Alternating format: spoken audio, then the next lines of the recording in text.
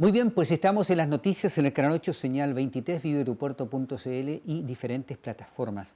Vamos a saludar y agradecer el tiempo que nos dedica o les dedica a nuestros telespectadores Juan Antonio Señor, que es presidente de la Federación de Cámaras de Comercio y Turismo de la región del Biobío, que fue seremi de Hacienda en su momento, un hombre que sabe de números y de lo que está pasando en la economía. ¿Cómo está? Gracias por venir, Juan Antonio. Gusto saludarlo. Gracias por invitarme, estoy muy bien y dispuesto a contestar todas tus preguntas. Alguien que sabe. Oiga, partamos por el tema económico. ¿En qué momento, qué terreno estamos pisando?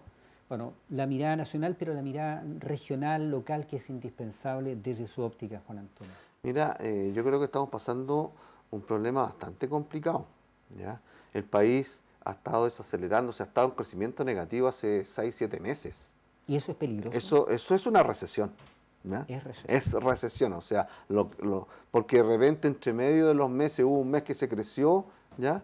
Se dice, no hay recesión, pero 3 meses seguidos sí son recesión. Claro. Si te saltas un mes y sigues con meses negativos, estamos en recesión, o sea, no encubramos las cosas como son, ¿ya? ¿Pero quién las encubre entonces?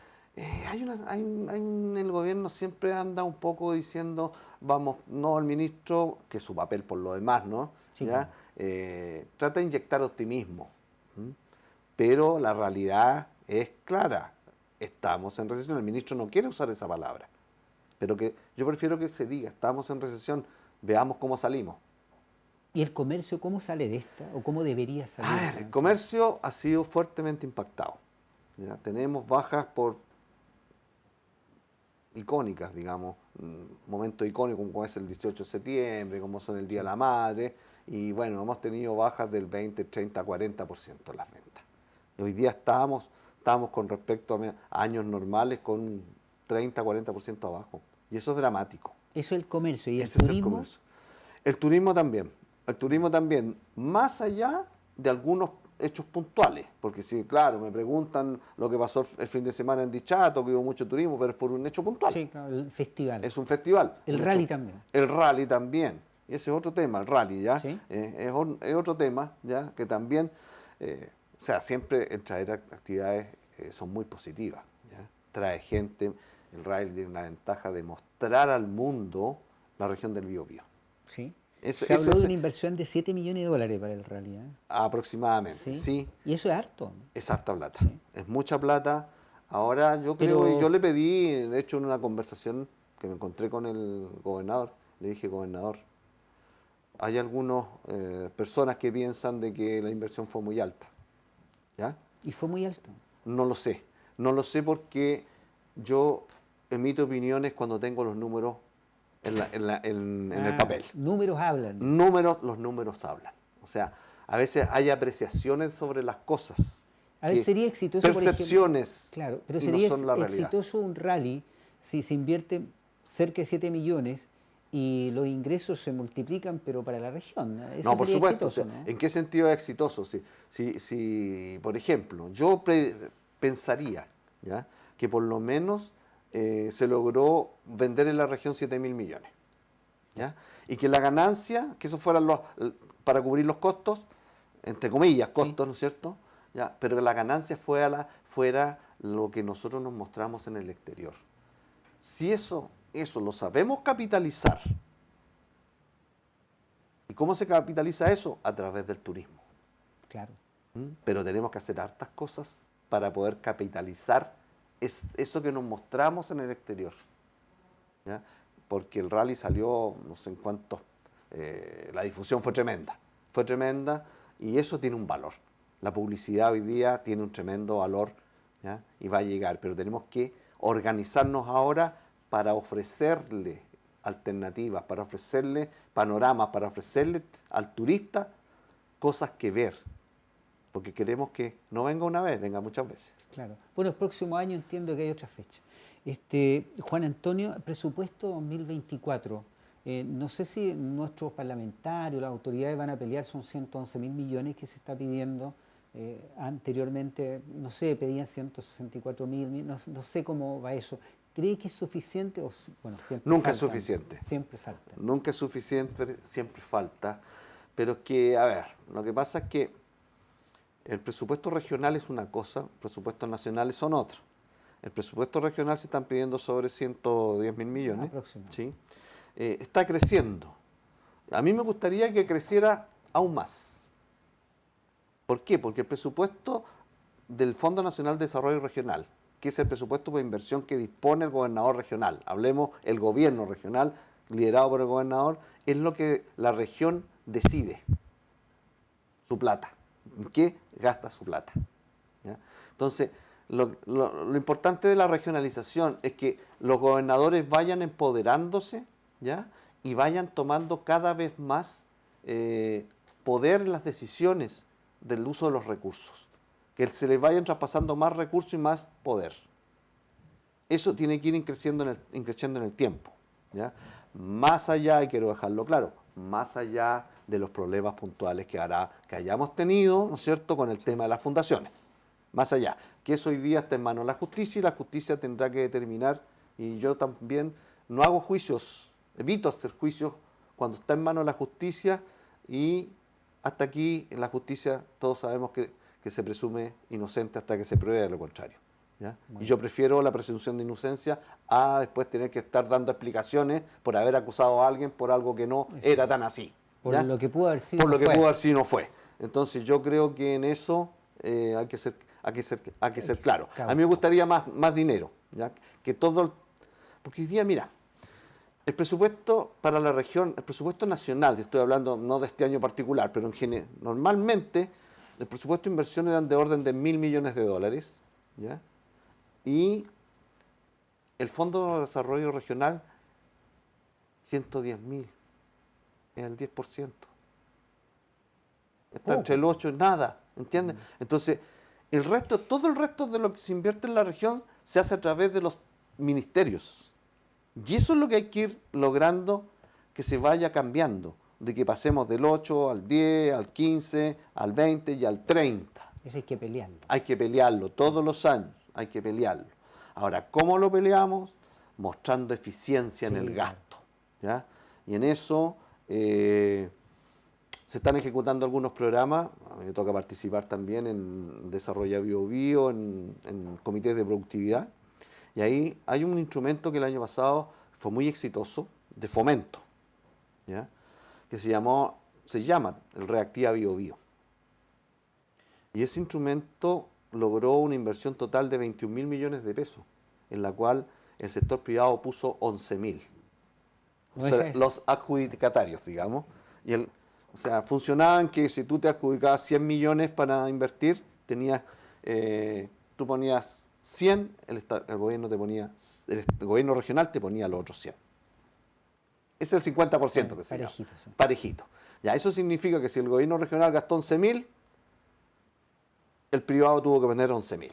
O sea, 22.000 millones de inversión, lo que son 24, 25 millones de dólares. No deja de ser. Porque fomentó la inversión, ¿ya? En programas de mucha innovación. ¿Cómo andamos con las pymes hoy día? Bueno, ese programa estuvo orientado a la pyme. ¿Ya? La pyme llega hasta los 100.000 millones. 100.000 UF, perdón. 100.000 UF, que son del orden de 3.600 millones de pesos más IVA de venta anual. Hasta ahí se considera pyme. ¿Ya? Hasta ahí se considera pyme. Y ese proyecto fue para la pyme. También hubo un proyecto de 2.500 millones que fue para la pyme más pequeña. Hoy día, dentro del ambiente económico, las pymes sufren, ¿no? Por supuesto que sí, siempre sufren. Las pymes son los primeros que sufren. Mira, y hoy día estábamos dándonos cuenta, y esta es una crítica y crítica directa que le voy a hacer al gobierno, en el sentido del tema del subsidio para el proyecto que se está subiendo el salario mínimo. Hay un subsidio para la pyme, para que no se vea tan golpeada por este aumento de salario, que es bastante considerable, ¿ya? Pero resulta que el mecanismo sigue estando mal diseñado. Se lo planteamos al ministro el año pasado. En el Parlamento se comprometieron a repararlo. Entonces, ¿qué pasa? Que hoy día el mecanismo dice que para los que ganan el sueldo mínimo, Sí, pero resulta que lamentablemente la forma de calcular eso es que te toman la declaración de imposiciones. ¿Y qué pasa con la declaración de imposiciones? Si tuviste horas extraordinarias, ya no es el claro, sueldo mínimo. claro. ¿Qué pasa en la declaración de imposiciones? ¿Ya? Se agrega la gratificación, que es algo legal, que tienes que aplicarlo, Claro, también te deja claro. fuera. ¿Ya? Entonces, porque te toman el sueldo imponible. Entonces, se lo dijimos al ministro el año pasado, se peleó en el Parlamento, pero se está ejecutando mal, están quedando afuera. Todos los que están pagando gratificaciones, como corresponde a sus trabajadores, quedan fuera de recibir el subsidio. ¿Y usted sabe si se hizo eco de esa inquietud el gobierno o hasta ahora? No, se hizo eco y se comprometió a reparar eso el año pasado. ¿Ya? Dijeron que lo iban a hacer, pero no lo han hecho. Sigue habiendo el mismo problema. Y mira, muy simple, si la cantidad de empresas posibles, el año pasado que adjudicó ese tipo de subsidios no fue más del 30%, entonces uno dice, ¿qué pasa con el resto? ¿Por qué el resto no pudo de las posibles? ¿Por qué no porque no quisieron los empleadores? Yo creo que si uno va a pedir, uno como empleador, ¿no es cierto?, Sí. le pueden dar un poco de subsidio para amortiguar la subida de los costos, postula, pero le dicen que no. Entonces, ahí hay un problema. ¿Ah? Aparte de la baja de las ventas, está el problema de la subida de los costos. Y uno de los costos que más ha subido es el costo de mano de obra. Mano de obra. Mano de obra, sueldos y salarios. ¿Ya? Porque hay un error cuando se cree, cuando tú subes el salario mínimo, tú crees que solamente vas a subir el salario mínimo. Pero el que ganaba 400 le suben a 420 o a 440. El que ganaba 500 dice, oiga, para mí también me tiene que subir, pues. Sí, la cancha pareja. Claro, ¿ya? Entonces se corre todo hacia arriba. ¿Te das cuenta? Se corre todo hacia arriba. Entonces, ¿qué es lo que se logra al final? Un aumento de los costos. Por eso que las pymes es otro factor para estar complicado. ¿Ya? El mismo tema de las 40 horas que va a partir el próximo año con una reducción de 1 hora. ¿Ya? También afecta. Entonces, si tú me dices, oye, pero 1 hora nomás, si no es para tanto, sí, pero que esa hora, más el problema de la subida del sueldo mínimo, más la baja de las ventas, va sumando factores. Va sumando. Entonces, ¿por qué lado va a desembocar eso? A lo mejor con despidos. A propósito de lo Ajuste, mismo. ¿por dónde Sí, se ajusta? La claro. economía se tiene que ajustar, la empresa tiene que ajustarse. Por lo mismo, usted ha tocado un tema muy delicado que es el desempleo, la cesantía. ¿En qué grado está afectando al país el desempleo con los rangos que se conocen? Por unos datos son del INE, ¿no es cierto? La gente Sí, no sé son si los creerá datos del mucho, INE, ¿no? son los datos del INE, Sí. son del orden del Sí, 8,8, me parece que fue. 8,8 que va a terminar el año, parece. Sí. La verdad es que, te lo conversaba antes de iniciar el programa, y esto no es algo que yo haya estudiado, simplemente lo he leído, ¿ya? A gente que sabe mucho más que uno, que es don David Bravo. David Bravo es un economista de la Universidad Católica, antes fue de la Universidad de Chile, hoy día en la Universidad Católica, y fue el hombre que se le puso el nombre a la comisión Bravo. ¿Se acuerdan la Bravo. comisión Bravo que era Sí, de tiene razón. pensiones? Ya, es por este caballero. ¿Ya? Y este caballero plantea un hecho que uno, si mira las cifras, se ven, digamos, se ven las cifras. Lo que pasa es que, según él, el desempleo real debería ser del 14%. ¿Por qué motivo? Porque la fuerza de trabajo ha disminuido en Chile. O sea, después de la pandemia, las cosas cambiaron. Todo quedó un poco revuelto. Entonces, medir el desempleo solamente a través de los que están desempleados en base a los que quieren trabajar no funciona. ¿Ya? No funciona. La fuerza laboral chilena se achicó. Hay mucha gente que no quiere trabajar. No sé explicar motivos, pueden haber muchos. ¿La informalidad? Informalidad, puede ser, subsidios, Claro. muchos subsidios. De hecho, recién se están acabando los subsidios al empleo, ¿sí? Que venían del periodo anterior. ¿Ya? El IFE laboral se acabó ahora, recién. Entonces, hay varias cosas que están funcionando, que ahí, entonces, hace muy difícil medir a través de ese mecanismo, de la tasa de desempleo. ¿Ya? Entonces, hay otro mecanismo que se usa, que es la cantidad de empleados que hay con respecto a los que había antes que se iniciara la crisis. Por ejemplo, antes de la crisis, incluso del estallido social, digamos, ¿ya? Había una fuerza laboral de 9.400.000, me parece, ¿ya? De los cuales estaban empleados una cantidad X, y de esa base ahora empezamos a calcular. Aparte de eso, la población va creciendo en forma vegetativa, que se llama. Entonces, deberían, de acuerdo a ese crecimiento, entrar cierta cantidad de personas a la fuerza laboral. Y ahí se hace un cálculo. Y ese cálculo da del orden de 14%, que habría del orden de 400 y tantos mil empleos por recuperar. A propósito del empleo, ¿no le llama la atención este casi 28% de comercio informal que existe? Mira, esa es una cifra que es un mal endémico, ¿no? Se mueve entre 27.1, 27.2 hasta 28. Comercio informal, comercio ilegal, ¿ya? Ahora, comercio legal, uno ve una parte del comercio ilegal. Claro, el de la calle, el del carrito, el del choclo y la palta. Exactamente. Pero usted me decía que hay otro que es silencioso, no va a decir peligroso, pero que es muy silencioso. Es muy silencioso y no tiene techo. Claro. ¿Ya? Porque no tiene techo de espacio, digamos. O no tiene control. No tiene control, que es el comercio a través de las redes sociales. ¿Ya? La venta por internet, redes sociales, fundamentalmente redes sociales, porque por internet, hablemos que ahí lo que se vende es a través de falabella.com, Mercado Libre, que son los marketplaces, digamos, ¿ya? De lo cual nosotros, la Federación Regional, creamos uno, que estamos echando en rodaje, ha ido avanzando lentamente, pero ha ido avanzando, ¿ya?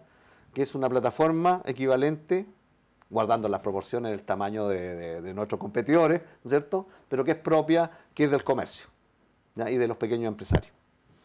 Y esa es legal. Todas esas plataformas son legales, son comercio legal, paga sus impuestos, paga todo, ¿ya? Distintos son las redes sociales. En las redes sociales normalmente no se paga impuesto. Y las ventas por WhatsApp tampoco. Además que son peligrosas, porque tú no sabes dónde. Sí, claro. Dónde tienes que ir a retirar. Todo eso, ahí hay un tema. En cambio, los otros mercados están regulados. Están regulados y tienen medidas de seguridad también. Están los famosos candaditos en el proceso, que aparecen en el proceso, ¿ya? Entonces, ese comercio cada día va creciendo más. Yo creo que, mira, tengo la impresión, no ha sido bien medido todavía. Parece que no.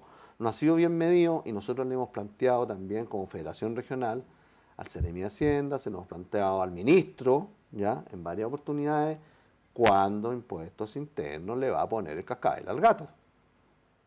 Porque ahí tenemos un problema.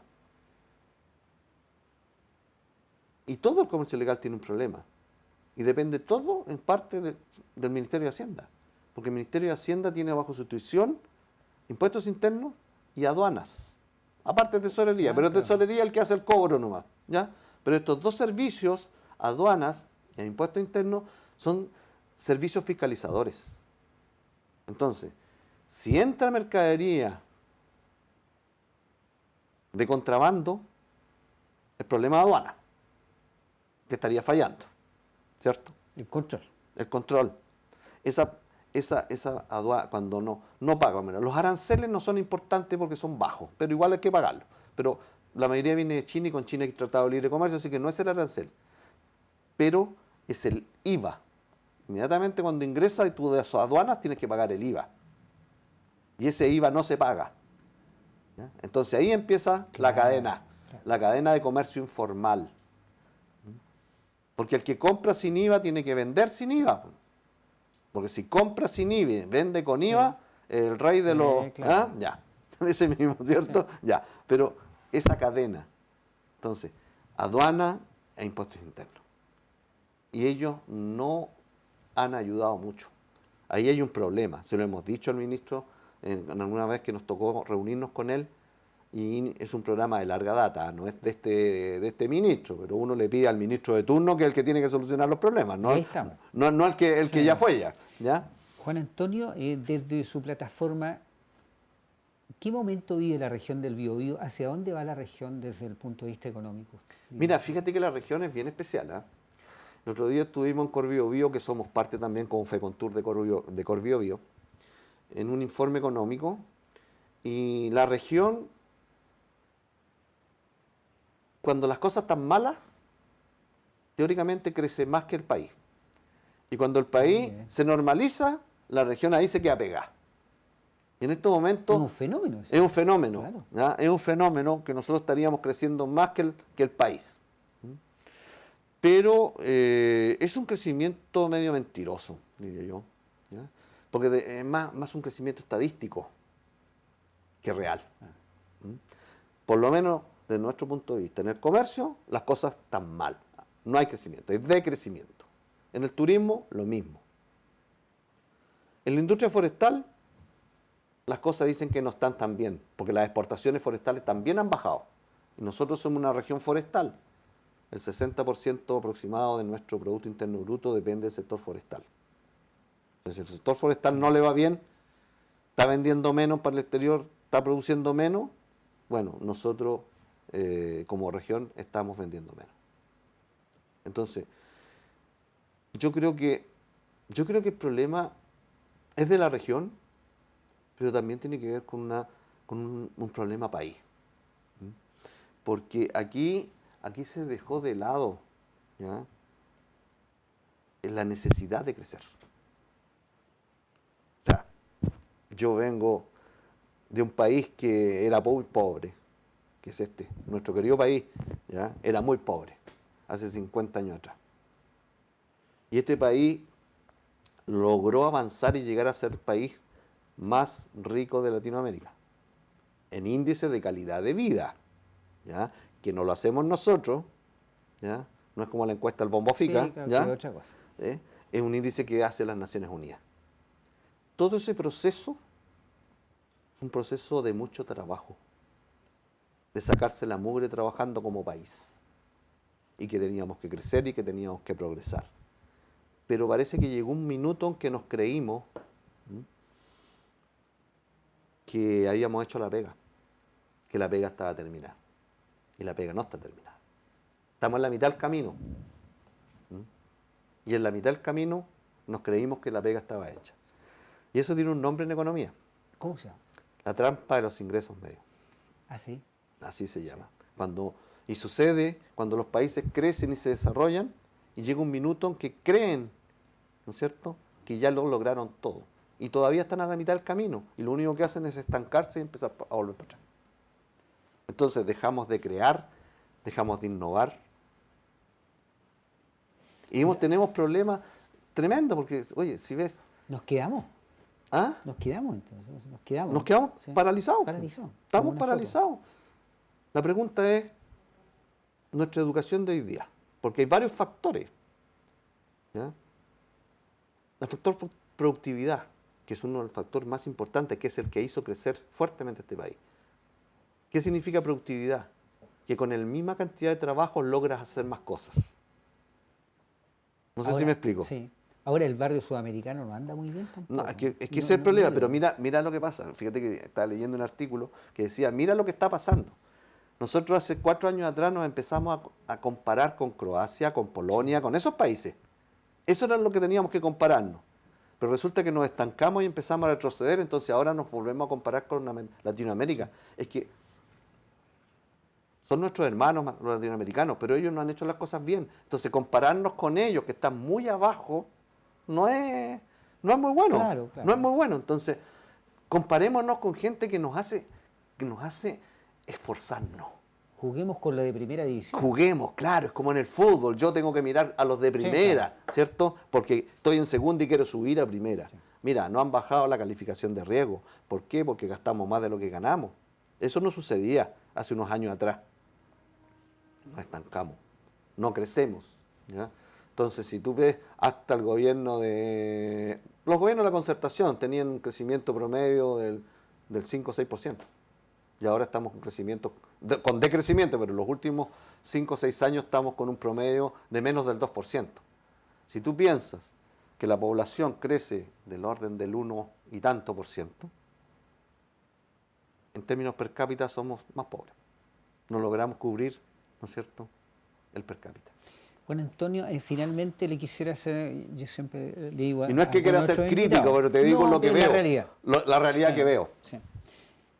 ¿Quién es usted, Juan Antonio, señor? ¿De dónde nació? ¿De dónde viene? ¿Nos puede contar algo de su historia personal, de su carrera? ¿Cómo ha llegado a donde está, Juan Antonio? Bueno, yo soy tomecino, ¿ya? Para partir. Nací en Tomé, hijo de empresarios del comercio y agrícola. ¿Ya? Mi madre es profesora. Y me eduqué en la Escuela Pública de Tomé, en el Instituto de Humanidades después, y en la Universidad de Concepción. Soy ingeniero comercial de profesión. ¿Ya? Esa es mi preparación académica. Aparte que ahora he hecho algunos diplomados en lo nuevo que es el marketing digital y todo ese tipo de cosas. Y ¿ya? también estuvo en el servicio público. Pero también tuve un tiempo, soy empresario también, sí, ¿ya? Del comercio, ¿ya? Pero también estuve en el servicio público. Hubo un momento en mi vida que quise trabajar en el servicio público. ¿Qué le pareció la experiencia? Buena, ¿Sí? aprendí mucho, también vi sus deficiencias, pero sí aprendí de ellos mucho. ¿Ya? Y fui director de planificación de la Municipalidad de Tomé y después fui seremi de Hacienda. Y por supuesto dirigente gremial durante muchos años. Eso es lo que me hace ser hoy día que me han elegido, me han reelegido también, ¿ya? Como presidente de la Federación Regional de Cámaras de Comercio, que agrupa las cámaras de comercio de la región del Biobío. ¿Y qué le queda por hacer?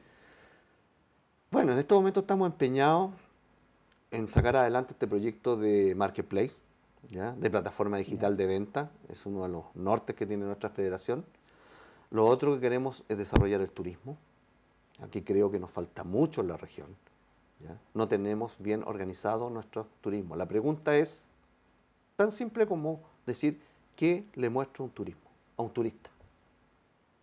Si me voy a Tomé, la pregunta es, ¿qué hace un turista después de las 6 de la tarde que ya no puede estar en la playa? Si me voy a Concepción, ¿cierto? ¿Qué hace un turista o un académico que vino a una charla, vino a un evento y queda desocupado a las 5 de la tarde? Que normalmente quedan a esa hora desocupados. ¿Qué hace? Se tiene que ir al hotel. ¿Tenemos un museo donde llevarlo? Los tenemos abiertos porque tenemos museos. Se baja la cortina temprano. Claro. Yo no sé si la casa, por ejemplo, de la Pinacoteca está abierta después de las 6 de la tarde, por ejemplo. ¿Ya? ¿Hay guías turísticos que estén? ¿Hay circuitos turísticos? ¿Hay circuitos que lleven a la gente, por ejemplo, un tour de ciudad que incluya Talcahuano, el Huáscar, los dinosaurios, una cosa así? ¿Está organizado? Esas son las preguntas. Sí, claro. ¿Ya? Eso es lo que hay que hacer. Eso es lo que hay que hacer. Hay muchos sitios, tenemos cosas que mostrar, pero lo que yo digo, están debajo de las ramas. Un par de cosas, gestión y voluntad. Y voluntad. Gestión y voluntad, más que plata. Sí, gestión, más que plata, sí. Gestión y Buenas voluntad. Ideas, organización. Eso es lo que yo creo que hay que hacer. Es un tremendo desafío. Sí. Y así como el rally nos muestra hacia afuera, ¿qué pasa si llegan los turistas? Que nos fue bien, ¿ah? y se compraron que nosotros, ¿no es cierto?, que la región es bonita y que podrían visitarla. ¿Y qué pasa si empiezan a llegar los turistas? Y no tenemos que mostrarles porque no está organizado. ¿Te das cuenta? Esas son cosas que uno se pregunta. Ha sido muy gentil por su tiempo. Y yo te lo agradezco. Muy bien. Muchas gracias por venir. Gracias. Nos ha acompañado, agradecemos la presencia, el tiempo que nos ha dedicado a nuestros telespectadores, Juan Antonio Señor, presidente de la Federación de Cámara de Comercio y Turismo de la región del Biobío, cerrando también nuestro informativo de hoy. Muchísimas gracias por acompañarnos.